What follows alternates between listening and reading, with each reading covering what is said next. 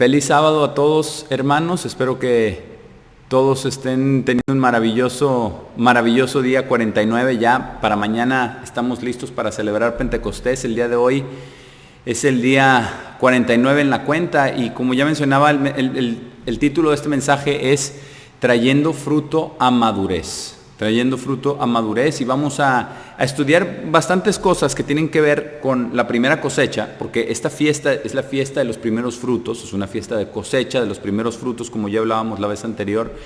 Y vamos a comenzar en Lucas 8, vamos para Lucas para comenzar allí. En Lucas 8, donde está una parábola muy importante. Vamos a leer un par de parábolas. Primero, que tienen que ver con el grano, tienen que ver con la semilla y tienen que ver con la madurez. Vamos a ver cosas muy importantes, y vamos a ver el proceso de esta madurez. Por eso se titula el mensaje Trayendo fruto a madurez, porque eso es lo más importante. Cuando estamos ya llegando al día 49, terminando las 7 semanas del conteo, también terminan las 7 semanas de la cosecha de los granos en específico. La cosecha de los granos empieza con la cebada, pero ahora estamos hablando ya ahora del trigo. Ya este es el final de la cosecha, como ya hemos leído en Levítico. No vamos a ir para allá, pero vamos a leer esta parábola en Lucas 8, desde el versículo 5. Es la parábola del sembrador, es una parábola que ya conocemos. Pero vamos a leerla para entender ciertas cosas acerca de esto. Dice: el sembrador salió a sembrar su semilla, y mientras sembraba, alguna semilla cayó junto al camino y fue pisoteada, y las aves del cielo la devoraron. Y otra semilla cayó sobre la roca, y después de haber surgido, se marchitó, porque no tenía ninguna humedad. Y otra semilla cayó entre los espinos, y después de surgir juntos, los espinos la ahogaron.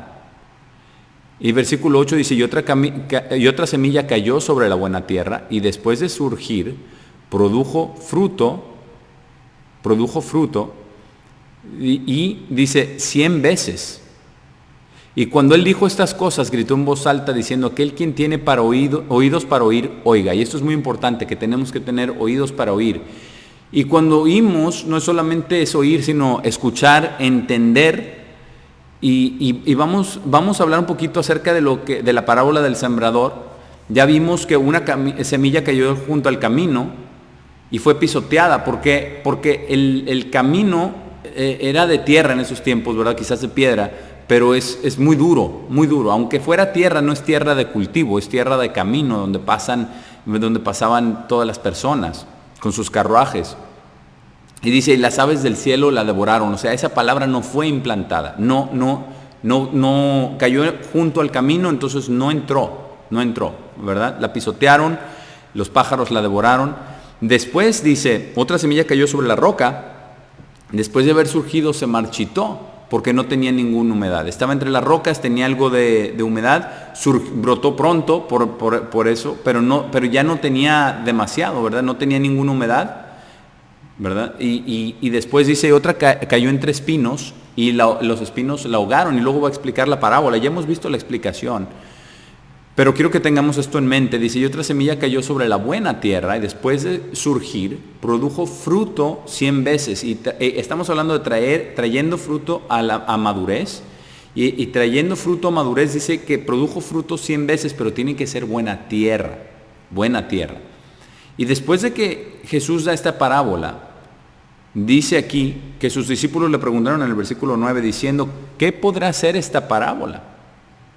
Y él dijo: a ustedes les ha sido dado conocer los misterios del reino de Dios, pero al resto les es dado en parábolas, para que al ver no puedan ver, y al oír no puedan entender. Y esto es muy importante, porque dice que se nos ha dado conocer los misterios del reino de Dios. Uno de los misterios más grandes y más importantes es la resurrección de los primeros frutos, la primera resurrección, porque dice en Apocalipsis: bendito y santo es aquel que tiene parte en la primera resurrección. porque la segunda muerte no tiene poder sobre ellos. Y dice, a ustedes se les ha dado conocer los misterios del reino de Dios, pero el resto es en parábolas. Y luego va a explicar en el versículo 11, donde dice, ahora esta es la parábola, la semilla es la palabra de Dios. Y aquellas semillas que cayeron junto al camino son aquellos que oyen, pero el diablo viene y quita la palabra de su corazón, no sea que deban creer y sean salvos. Entonces estaba ahí, junto al camino, pero dice que viene el enemigo, ¿verdad? Viene Satanás. Y después dice, el diablo viene y quita la palabra de su corazón, no sea que deban creer y sean salvos.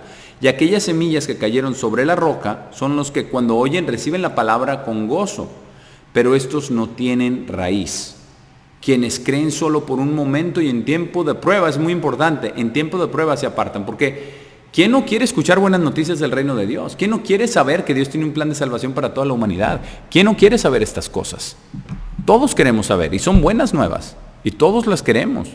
Y tiene todo el sentido del mundo, porque todas las escrituras encajan perfectamente, y todo tiene sentido. Pero eso no significa que va a ser un camino fácil. Y el problema es, dice, cuando vienen las pruebas, en tiempo de prueba se apartan, porque Dios va a probarnos si estamos aquí a pesar de lo que pase, hasta el final, o si estamos aquí solamente para que Dios nos conceda lo que nosotros estamos buscando. Pero ese no es así, no debe ser nuestra relación con Dios, porque Dios ve el corazón. Dios quiere ver en nosotros esa sinceridad de la que ya hablábamos en la fiesta de panes sin levadura. Pero dice, y después dice, versículo 14, aquellas semillas que cayeron en los espinos son los que han oído, pero son ahogados al perseguir las preocupaciones y riquezas y placeres de la vida, y no traen ningún fruto a madurez. Y esto es importante.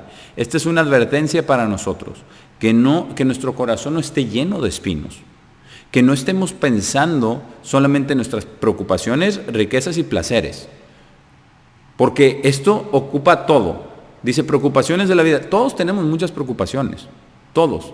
Pero Jesús, que dijo en el Sermón en el Monte, dijo, no se preocupen por lo que van a comer o qué van a vestirse o qué van a beber. Dice, porque el cuerpo es mucho más que la comida, ¿verdad? Mucho más que la ropa. Él dijo todo esto. Pero aquí las preocupaciones pueden ser espinos en nuestro corazón, en el terreno de nuestro corazón. Las preocupaciones. Ahora, si no tenemos preocupaciones, si Dios nos ha bendecido, si tenemos riqueza financiera o tenemos por lo menos paz financiera, no estamos, bueno, ¿qué sigue? Dice riquezas y placeres de la vida. A veces entonces en eso nos ocupamos, porque también tenemos una responsabilidad de ser fieles con lo que Dios nos ha dado y de ayudar a los demás y de hacer las cosas que tenemos que hacer. Pero estas cosas pueden venir a ser espinos y ahogar la palabra. ¿Por qué? Porque toman el lugar primordial de la palabra de Dios, el lugar primordial de la verdad de Dios. Y no debe de ser así. Y dice, entonces, que no traen ningún fruto a madurez. Esta es una advertencia para nosotros. Este mensaje se titula Trayendo fruto a madurez, y vamos a ver estas etapas de traer el fruto a madurez. Pero aquí hay una advertencia, que si nuestro corazón está lleno de espinos, eso no quiere decir que no sea tierra fértil, estaba muy fértil. De hecho, tan fértil que produjo la planta, pero también los espinos, y los espinos la ahogan. O sea, malas plantas, malos frutos. Espinas no son buenos frutos. Y ese es el problema. Y después habla acerca del versículo 15, dice, aquellas semillas que cayeron en la buena tierra son los que en un corazón recto y bueno, en un corazón conforme al corazón de Dios, porque nosotros no tenemos bondad por nosotros mismos.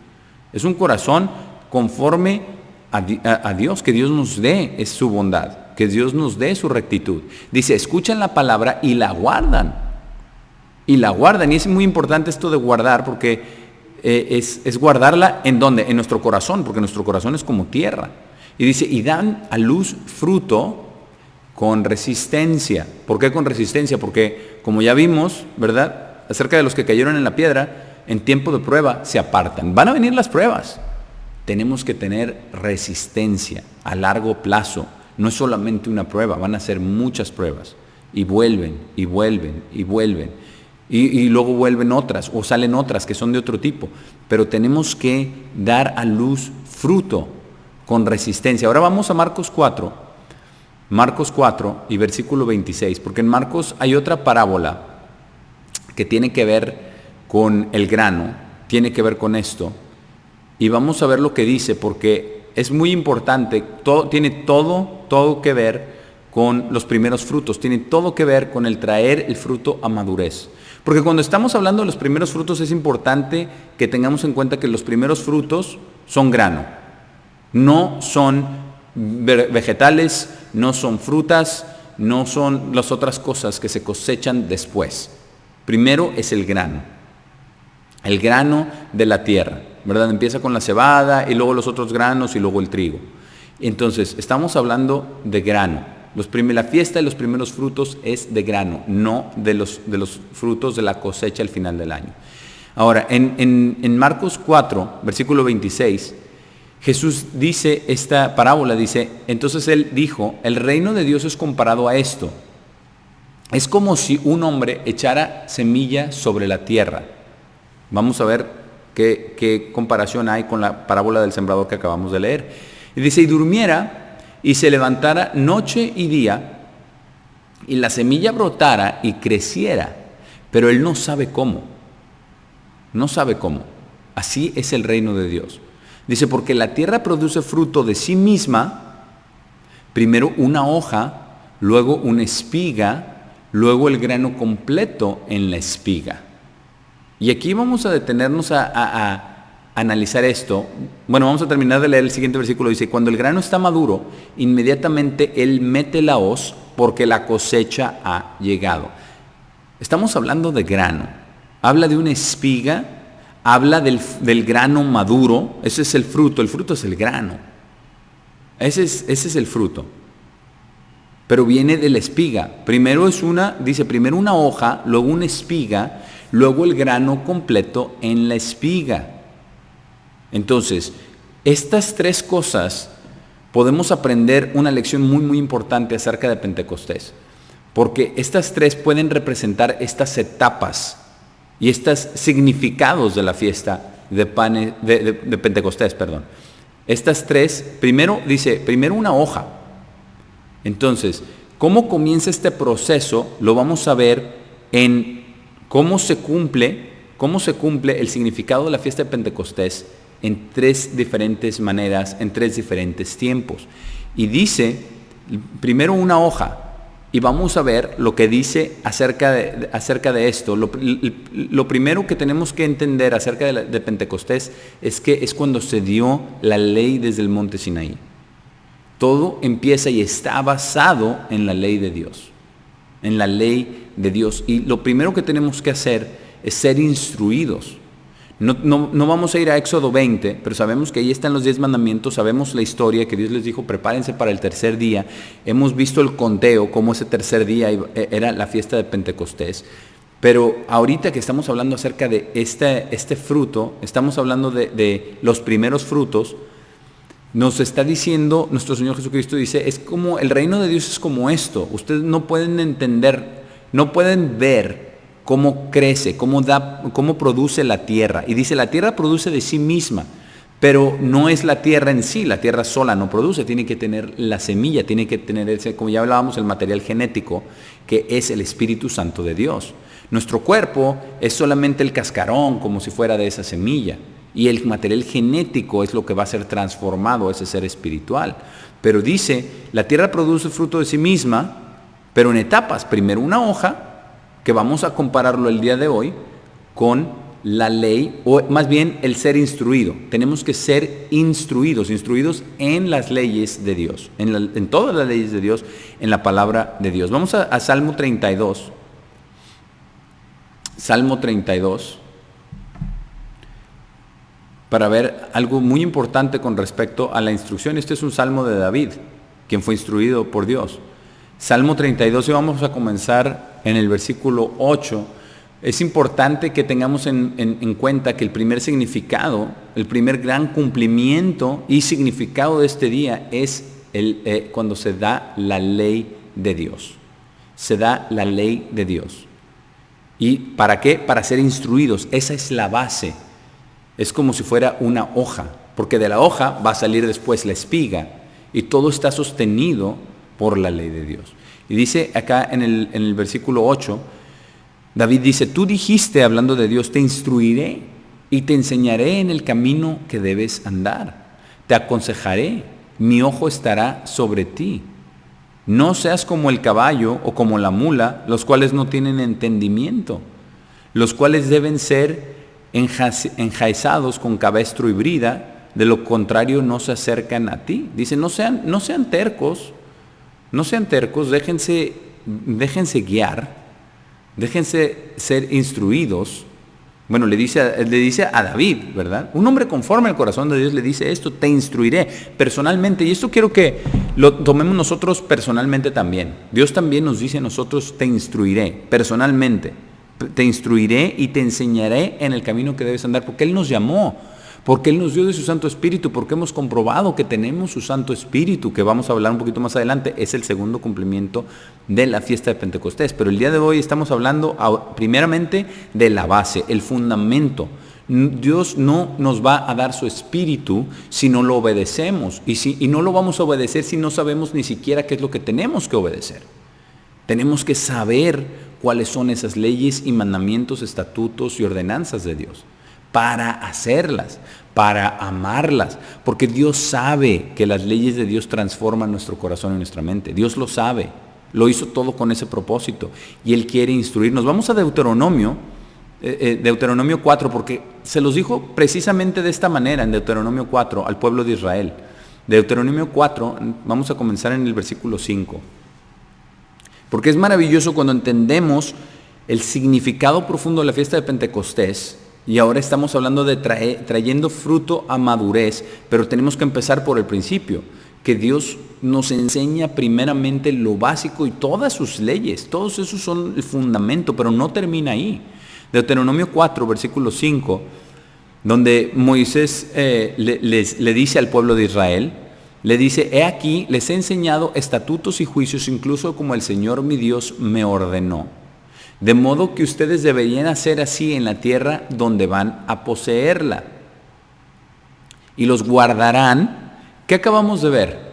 ¿Verdad? Dice, el corazón que tiene la semilla y la guarda, produce fruto a 100 por uno. ¿Verdad? Y la guarda. Y aquí dice, es la palabra de Dios. Eso fue lo que vimos en la parábola del sembrador. La semilla es la palabra de Dios.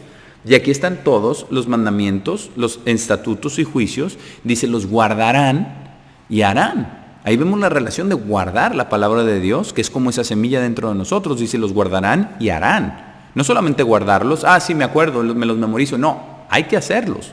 Dice, porque esta es su sabiduría y su entendimiento a la vista de las naciones, las cuales oirán todos estos estatutos y dirán, seguramente esta gran nación es un pueblo sabio y entendido. Dice, porque ¿qué nación es tan grande cuyo Dios está tan cerca de ellos como el Señor nuestro Dios está siempre que nosotros lo invocamos?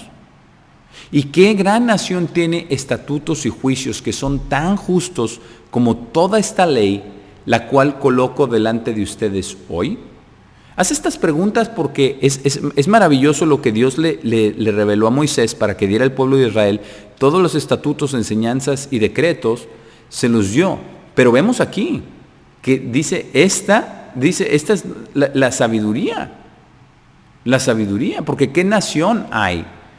Dice, esta es su sabiduría y su entendimiento a la vista de las naciones, porque ellos iban a ser una nación de sacerdotes a todas las demás, enseñarles el camino de Dios. Pero esta es nuestra sabiduría y nuestra inteligencia.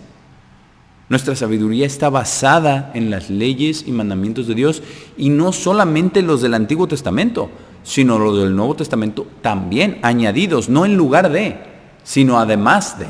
No solamente para guardar la letra de la ley, sino guardar el espíritu de la ley. Y lo vamos a ver más adelante. Pues sin el Espíritu Santo de Dios es imposible. Pero dice que esta es su sabiduría y su entendimiento. Y vemos lo que sigue. Primero en el versículo 6 vemos esta sabiduría y ese entendimiento. Ya de por sí eso es maravilloso. Pero después dice ¿Qué nación es tan grande cuyo Dios está tan cerca de ellos? No es solamente conocimiento, es una relación con Dios. Dios está cerca de nosotros también, hermanos, para traer fruto a madurez. Pero tenemos que recordar que tenemos que estudiar las leyes y ordenanzas de Dios. Tenemos que amar las leyes de Dios. Cantamos, ¿verdad? Oh, cuánto amo tu ley. Pero ¿la amamos? ¿La estudiamos? ¿La conocemos?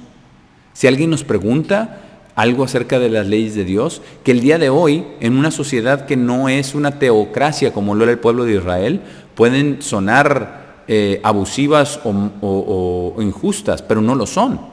No lo son absolutamente justas, pero las estudiamos para ver esa justicia, para ver todas las otras leyes en conjunto, porque ese es el problema con las personas que no entienden la ley de Dios. Dicen, es que acusan a Dios de ser injusto de ciertas cosas, pero no han considerado todo lo demás y no ven de la manera que Dios ve.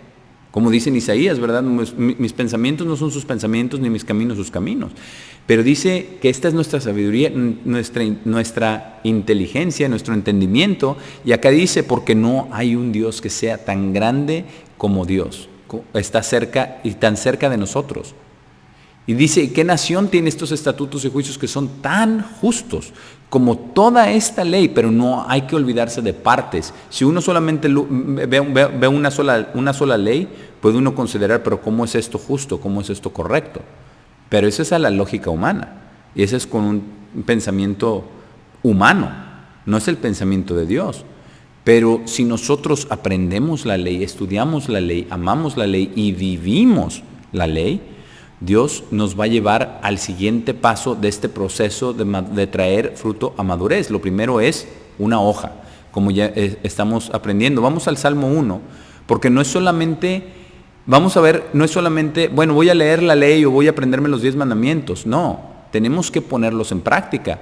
Pero la palabra de Dios, para ser personas como, por ejemplo, David, que era un hombre conforme al corazón de Dios, ejemplo, hombres y mujeres que aman a Dios de esta manera, tienen que ir más allá, tienen que ir mucho más de que, bueno, ya me los memoricé, ya cuando me acuerdo los hago. No.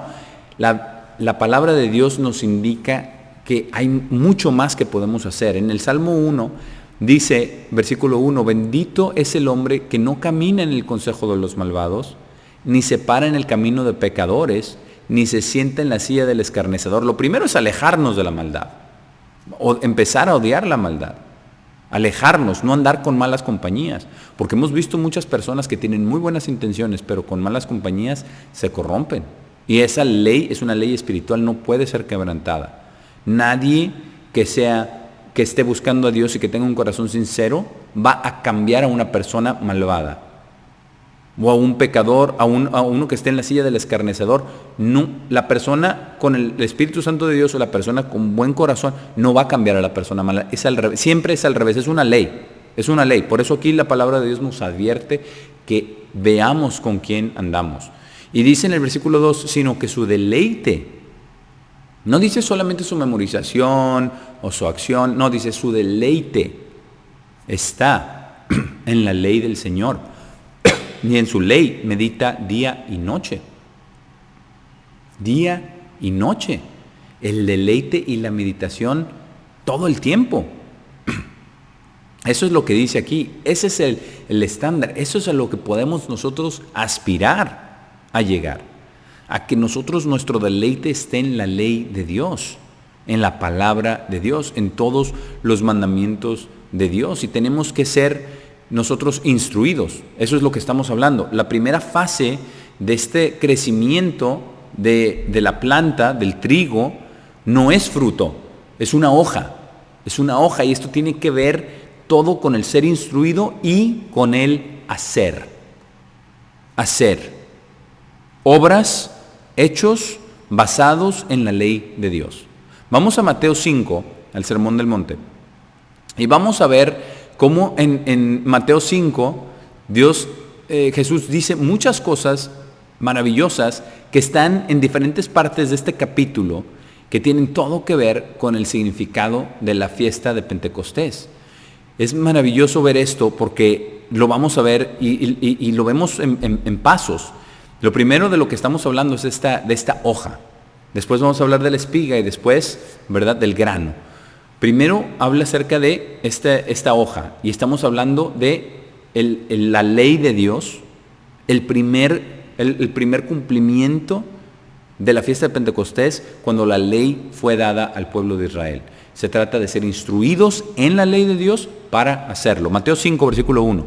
Dice, pero viendo las multitudes, subió a la montaña y cuando se sentó, sus discípulos vinieron a él. Y abrió su boca y les enseñó, diciendo. Entonces tenemos todo el sermón del monte, todo, que lo que estaba haciendo nuestro Señor Jesús, estaba enseñando. Él enseñó. Porque lo primero que Dios hace es, cuando nos trae a Él, es instruirnos, enseñarnos. ¿Para qué? Para que lo hagamos, para que lo pongamos por obra, para que nos esforcemos por ponerlo por obra. Y dice, y abrió su boca y les enseñó, y después empieza, ¿verdad?, con las beatitudes, y dice, benditos, no bienaventurados, benditos, porque esta es una bendición de Dios hacia nosotros. Benditos los pobres en espíritu, benditos aquellos que lloran, benditos los mansos, benditos los que tienen hambre y sed de justicia. Y habla acerca de todas estas bendiciones. Benditos. Entonces, vemos algo acerca del carácter de Dios que es maravilloso. Dios no empieza, pues, maldito el que... No empieza con la maldición, no empieza con el regaño, no empieza con la reprobación, empieza con la bendición de Dios. Y la bendición en la dificultad, porque lo que vemos es, benditos son los pobres, benditos los que lloran, benditos los mansos, los que tienen hambre y sed.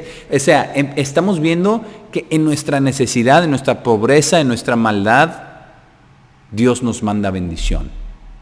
Dios nos manda bendición. Cuando verdaderamente reconocemos nuestra pobreza de espíritu, cuando lloramos al ver nuestra condición, cuando vemos que, cuando tenemos esa mansedumbre, cuando tenemos hambre y sed de justicia, que todos sus mandamientos son justicia, las leyes de Dios, por ahí empieza todo. Por eso el Sermón del Monte empezó con instrucción y lo primero que dice es de los mandamientos. Bajemos al versículo 17.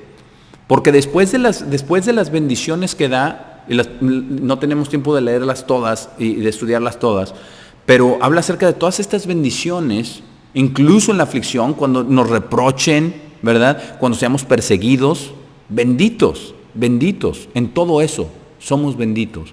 Y después que estemos llenos de gozo, ¿verdad?, después nos dice, después de mandar la bendición, nos dice quiénes somos. Dice, ustedes son la sal de la tierra, ¿verdad? Ustedes son la luz del mundo. Y vamos a llegar, y habla acerca del propósito de la luz. No la ponen abajo de la mesa, sino encima.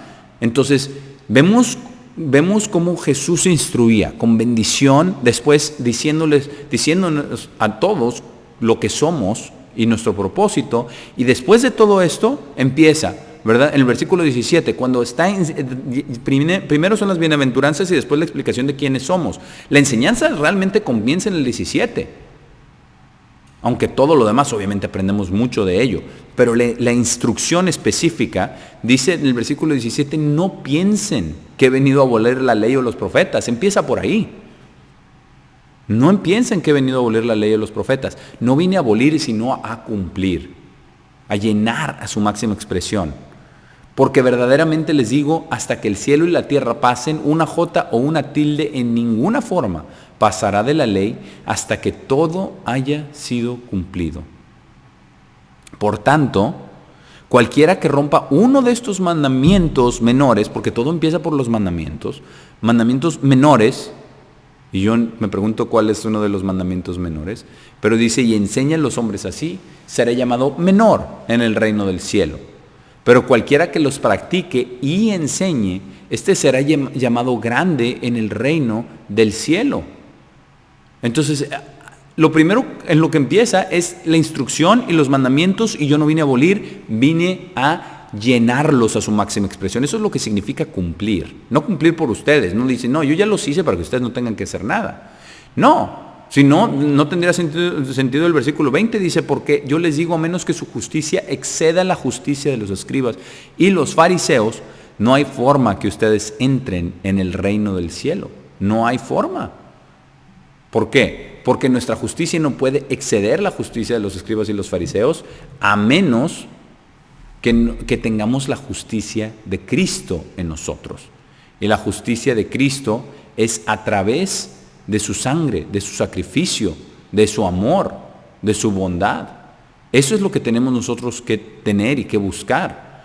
Entonces, tenemos que ver nosotros esto, como todo empieza por el ser instruido para hacer. Y lo primero que dice en esta instrucción, después de las bendiciones, después de decirnos quiénes somos y nuestro propósito, nos enseña a que no vino a abolir la ley ni los profetas, sino a cumplir, a llenar a su máxima expresión, y dice que nuestra justicia, que todos los mandamientos de Dios son justicia, debe exceder la de los fariseos, pero no es por nosotros mismos, es la justicia de Dios que Él vino a hacer. Entonces hemos visto esta primera parte que tiene todo que ver con el cumplimiento, el primer cumplimiento de la fiesta de Pentecostés, cuando se dio la ley en el monte Sinaí. Tiene todo que ver con los mandamientos de Dios, las leyes, los mandamientos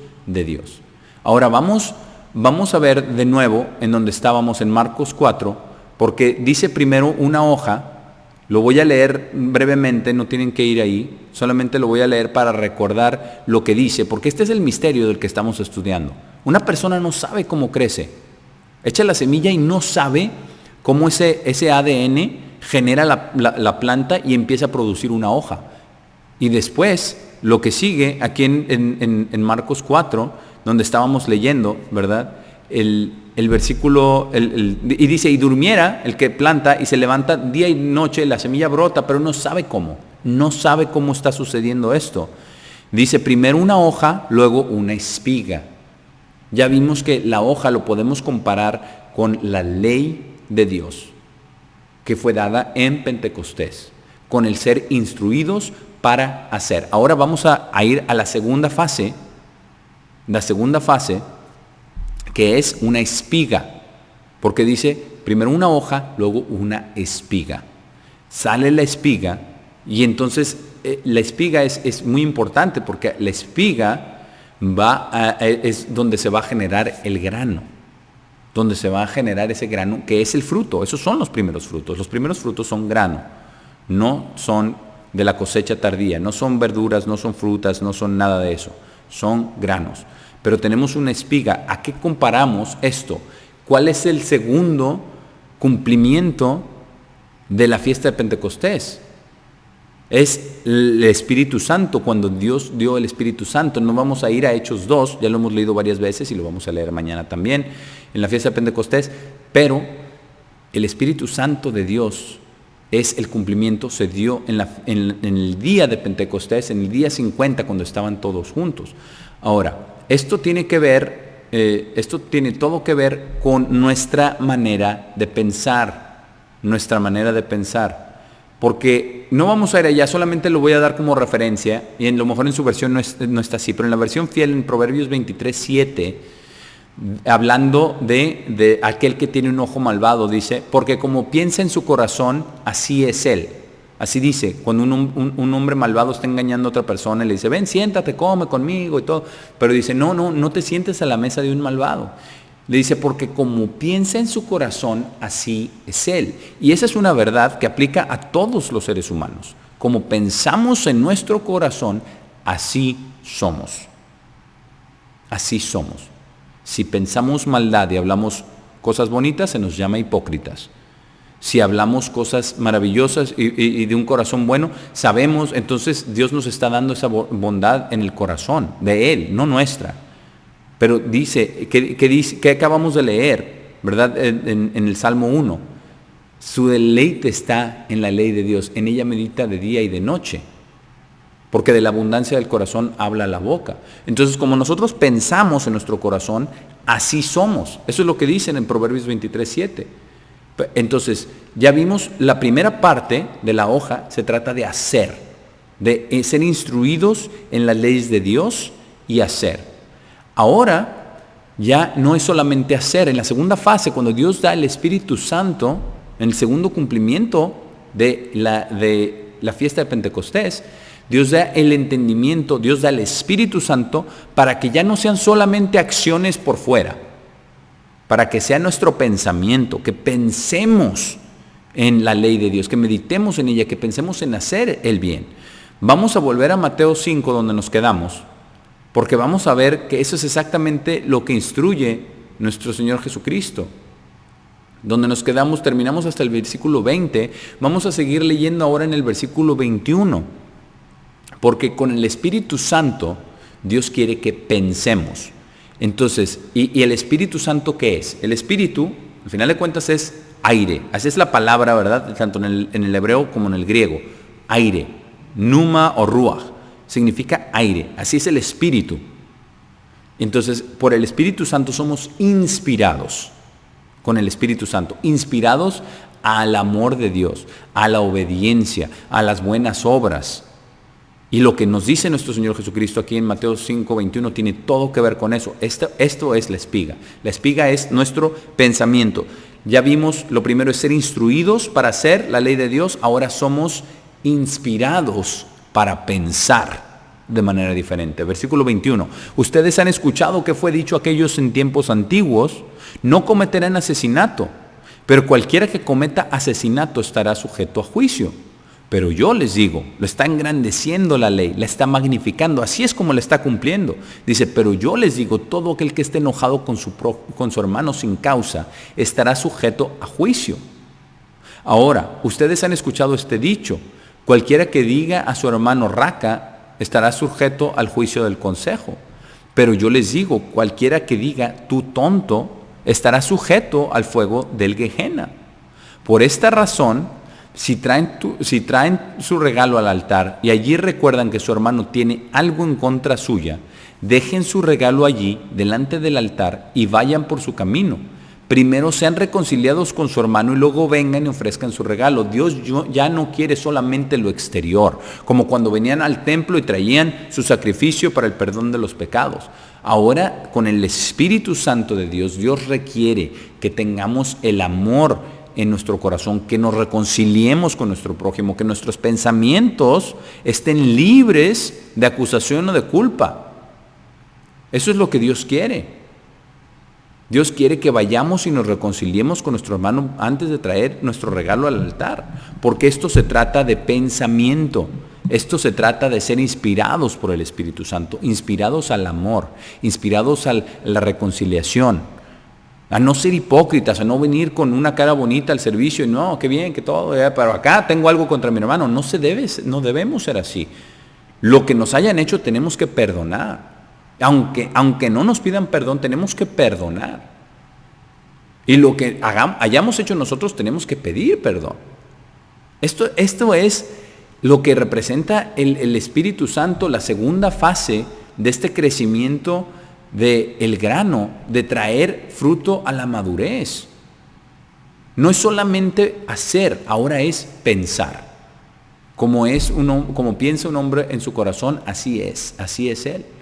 Y así como pensamos nosotros, ¿cómo pensamos? Debemos pensar inspirados por el Espíritu Santo, siendo guiados, movidos, no obligados, no poseídos. El Espíritu Santo nunca posee a nadie, nunca obliga a nadie, pero sí guía. Dios nos guía a través del Espíritu Santo, que es el poder de Dios. No es una persona, pero nos guía a las buenas obras, a la bondad, al amor, a todo lo que Dios ha preparado para que nosotros hiciéramos. Vamos a Efesios 1, hablando acerca de esta espiga, siendo inspirados para pensar. Ya hablamos acerca de la hoja, siendo instruidos para hacer. Ahora estamos hablando del Espíritu Santo de Dios, dado en la fiesta de Pentecostés, siendo inspirados para pensar. De esto se trata este proceso, esta parábola en Marcos 4 de que no sabe cómo el hombre que planta la semilla, cómo crece, y cómo crece la hoja, luego la espiga y luego el grano. Primero, Efesios 1, versículo 17. Versículo 17. Y aquí el apóstol Pablo está pidiendo, ¿verdad? Desde el 16, dice: no ceso de dar gracias por ustedes, haciendo mención de ustedes en mis oraciones. ¿Y qué dice Pablo en las oraciones? Dice que el Dios de nuestro Señor Jesucristo, el Padre de gloria, está hablando de Dios el Padre, dice, pueda darles el espíritu de sabiduría y revelación en el conocimiento de Él. ¿En qué está basada la sabiduría? Ya lo leímos en Deuteronomio 4. Todos estos estatutos, ordenanzas y leyes que Por eso el significado pentecostés va todo entrelazado. La ley con el espíritu van juntos, nunca separados. Porque es el espíritu de sabiduría, es el espíritu para entender, para ser inspirados, para pensar con esas leyes maravillosas que Dios nos instruyó que hiciéramos. Por eso casi siempre cuando Dios llama a una persona, la llama, y la mayoría de las personas lo primero que empieza a entender es el sábado. Guardar el sábado semanal, un día para Dios de descanso. ¿Por qué? Porque es la prueba, ¿vas a descansar? ¿Vas a tomar un tiempo para Dios? Eso es lo que Dios está buscando. Dios está buscando eso, pero quiere más que solamente la acción. Empezamos a guardar el sábado y nos da más sabiduría, más entendimiento, y entonces podemos empezar a llegar al bautismo, y después de ser bautizados podemos recibir el Espíritu Santo. Y al recibir el Espíritu Santo, Dios nos inspira a pensar de la manera correcta, a pensar, a hacer las cosas correctamente, de corazón, desde adentro, no solamente de afuera, no solamente en la acción. A que cuando traigamos nuestra ofrenda, que sea de corazón, que sea con pureza, con amor, meditando en las leyes de Dios, de ahí fluye todo. Pero vemos aquí, puede darles este espíritu de sabiduría y dice, y revelación en el conocimiento de Él. De nuevo, es lo que vimos, ¿verdad? Sabiduría, las leyes de Dios. Y conocimiento de Él, la relación con Dios. Es exactamente lo que vimos en Deuteronomio 4. Lo vimos. Esta es su sabiduría y su inteligencia. Y después, ¿qué dice? Porque que Dios está tan cerca de su pueblo. Una relación, amor. Eso es lo maravilloso, como la palabra de Dios en todas partes, Dios es consistente, Dios es el mismo ayer, hoy y siempre, y continúa inspirando de la misma manera para entender de esto, aprender a ser inspirados, pensar de manera diferente. Versículo 18 ahora. Dice, puedan los ojos de su mente, tenemos ojos en la mente, obviamente no estamos hablando literalmente, pero los ojos de su mente ser iluminados, que podamos ver, que podamos entender. Por eso viene la expresión, se nos prendió el foco, ¿verdad? Porque esos ojos de su mente ser iluminados para que puedan comprender cuál es la esperanza de su llamado.